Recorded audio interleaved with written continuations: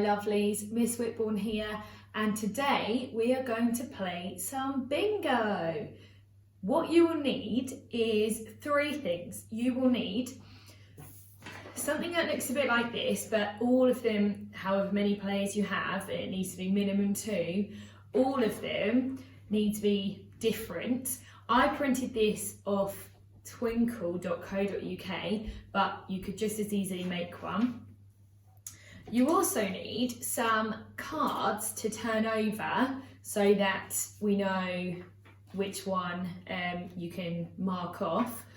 I've challenged myself today. I haven't just got number cards, although you could just use number cards. I know we made some earlier in the week, but I've got ladybirds, and the ladybirds all have different numbers of spots. So before I know that I can tick one off, I have to count the spots on the ladybird. And the last thing you need is some kind of counter or something to mark off when your numbers come up. Right, Fizz, Bridget, oh, where's Bridget gone this time? Bridget. Right, now we're all present and correct. Let's play bingo. Okay, so I've got my pile of ladybirds here. I'm going to turn one over one at a time. When we see a number come up that one of us has on our sheet, then we can mark off that number. The first person to have a marker on all 6 of their numbers, you can shout bingo and you've won. Let's get started.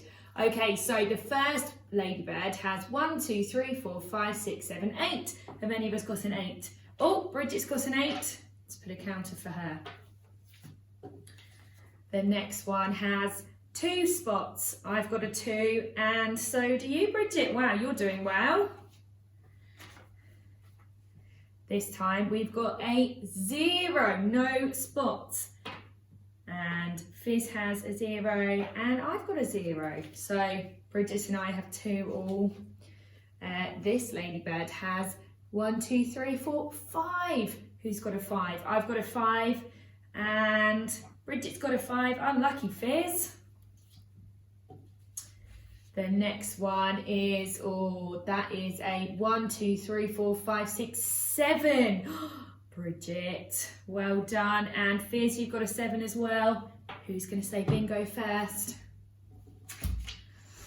Oh dear, Bridget, what do you like? There we go. Oh, it's a 1. Well done, Fizz, you're catching up now. Oh, this is a big number. 1, 2, 3, 4, 5, 6, 7, 8, 9, 10. I've got a 10 and Bridget's got a 10. Oh, we just need a 4 to come up, and Bridget has 1.